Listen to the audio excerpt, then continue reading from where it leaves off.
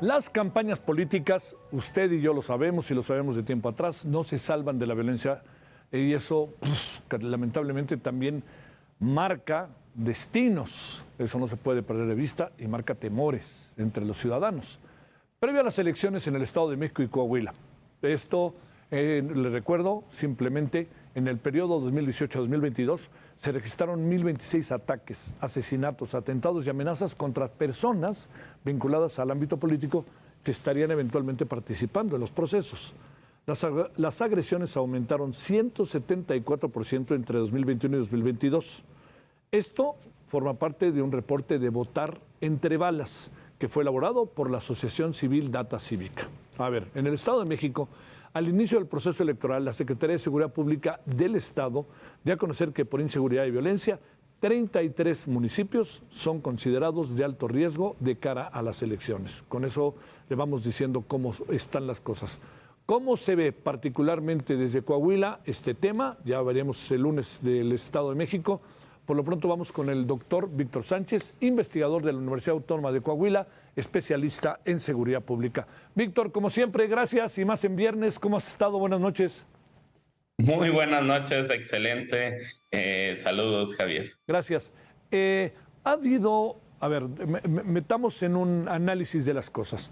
Ha habido hechos violentos, ha habido violencia política de cara al proceso electoral o en el desarrollo del proceso electoral. Y segundo, te preguntaría, ¿ha habido una guerra, franca guerra sucia o no? ¿Qué has encontrado en una especie casi de este domingo en 8, que son las elecciones, Víctor?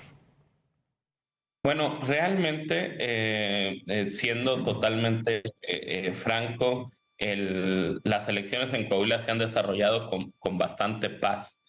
Si nos vamos a todo lo que ha durado el proceso electoral, estos casi 60 días, lo cierto es que solo ha habido un ataque de grupos armados del crimen organizado en el municipio de Villa Unión.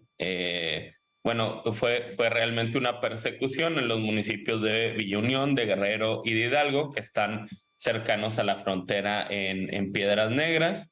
También fue visto un grupo armado en el municipio de Lampazos, en Nuevo León, en las inmediaciones de Candela, pero pues, lo cierto es que las elecciones o el proceso electoral y de campaña se ha desarrollado con bastante calma. Digo, Coahuila es uno de los estados más seguros de este país.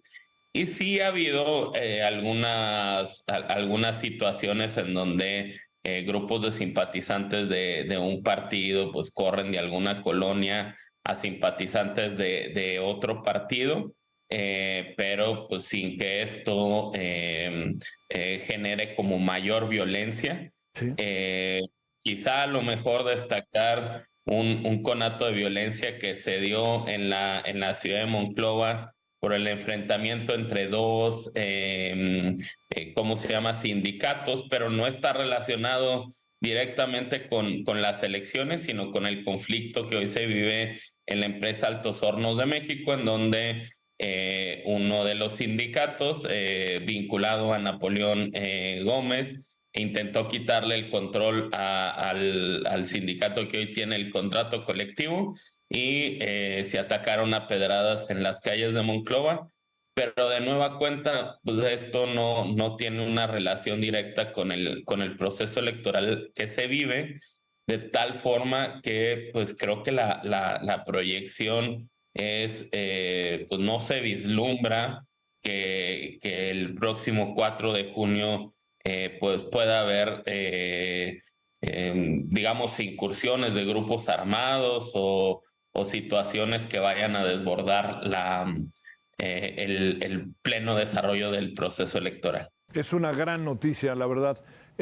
Aquello de Monclova, de lo que pasó con el OPLE, algo que contar sobre eso, fue un accidente, porque hasta donde sé, parece que no pasó a mayores, incluso que no había ni boletas ni cosa parecida, ¿no? Sí, digo, todo parece indicar que fue un accidente. Se quemaron algunas como mamparas de plástico pero las boletas se encontraban en una bodega adjunta que no alcanzó el fuego, de tal manera que pues toda la documentación electoral que se va a usar el 4 de junio en ese comité municipal, pues no sufrió un daño, pues de tal manera que pues es como fácil reponer el material que sufrió daño. No así lo serían las boletas electorales, Claro. pues que tienen papel de seguridad y una serie de candados y de situaciones que lo hubieran hecho más complicado. La inevitable guerra sucia en cualquier proceso electoral de todo este planeta Tierra, ¿apareció mucho por ahí en Coahuila o no? Digo, pues, como toda campaña electoral, pues está llena de ataques entre candidatos, de uso de fake news, de uso de encuestas falsas, de rumores y de referencias directas. En las últimas semanas, pues ha habido ataques entre Armando Guadiana y Ricardo Mejía Verdeja, pues en esta lucha por el segundo lugar. Ambos han pedido a los otros que declinen a su favor, incluso han pedido la declinación de quien va en cuarto lugar, que es Lenin Pérez, de tal manera que, pues sí, hay ataques como directos, hay etiquetas que se colocan los candidatos y uso de insultos en el discurso público, pero pues creo que no es algo que sea raro en un proceso electoral. Oye, por último, déjame plantearte, respecto al desarrollo que se pueda ver, que se puede ver de las casas encuestadoras, yo te diría más serias, más reconocidas, más que tengan, digamos, una que uno sabe de que son profesionales, más allá de las que se inventan un día al otro. La tendencia poco ha cambiado desde el inicio del proceso respecto a quiénes pueden ser los ganadores, quién puede ser el ganador, ¿no?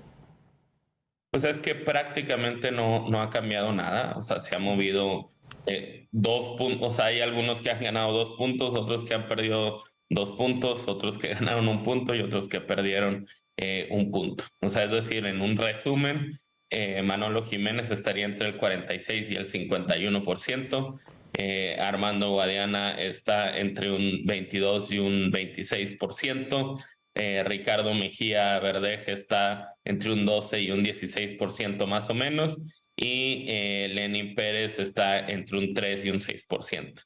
Pues, De tal manera que pues poco ha cambiado, prácticamente así empezaron. Digo, Ricardo Mejía ganó un par de puntos, Manolo Jiménez también ganó un par de puntos, Guadiana ha perdido 2 puntos y Lenin Pérez ha perdido entre 1 y 2 puntos, de tal forma que pues, los cambios han sido mínimos, oye, una última, incluso están dentro del margen de error, perdón. claro, no, no te preocupes. Oye, y para cerrar, te diría, quizá, están digamos, si nos atenemos a lo que vemos 2-1, ¿imaginas, más allá del contexto, sino lo que percibes en la universidad, con lo que platicas, con lo que haces, etcétera, que pudiera haber digamos, un resultado sorpresivo, o tienes la impresión de que el asunto va caminando por una línea en donde será difícil que pueda ser revertido? No, digo, yo creo que por el ánimo público que se vive, los análisis pues, dentro de mi universidad y de las de otras, pues, se ve prácticamente imposible que se pueda revertir la tendencia que se ve pues, en favor del candidato de la alianza PRI-PAN-PRD. Y evidentemente la gran cuestión, pues aquí es eh, que incluso los otros dos candidatos están como enfrascados en Sí. una lucha que incluso les impide como plantearse como una opción frente al primer lugar y más bien están peleados entre ellos en quién se supone que es el verdadero candidato de la cuarta transformación y obviamente las declaraciones del presidente respecto a Ricardo Mejía Verdeja y el uso de su imagen, pues lo que hicieron fue enrarecer un poco más esta lucha entre estos dos candidatos y pues estas solicitudes al otro de que decline a su favor, pero pues Sí, claro. ninguno quiere declinar por el otro. Desde allá, Coahuila, ¿alguna opinión tienes sobre el Estado de México o no lo tienes tan leído o en tu análisis piensas algo? ¿Tienes alguna reflexión sobre ello, Víctor? Bueno, digo, si nos vamos al campo de la seguridad, como Sí, comenzó esta entrevista, pues creo que en el Estado de México sí hay riesgos tangibles, o sea, no de una violencia quizá generalizada, pero pues sí hay zonas del Estado de México en donde hay una presencia importante de grupos como la familia michoacana o como Cártel Jalisco Nueva Generación, incluso remanentes de Guerreros Unidos, de tal manera que sobre todo en la zona que colinda con Michoacán y Guerreros, a la parte de Tierra Caliente que sí. toca a 3 municipios del Estado de México, pues creo que puede ser un foco de atención. Del otro lado, Chalco, Valle de Chalco y sus alrededores, también es un foco para la atención.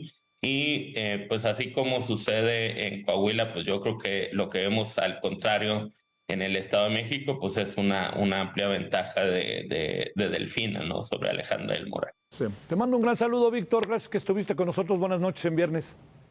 Muy buenas noches, Javier. Gracias. Saludos. Gracias como siempre.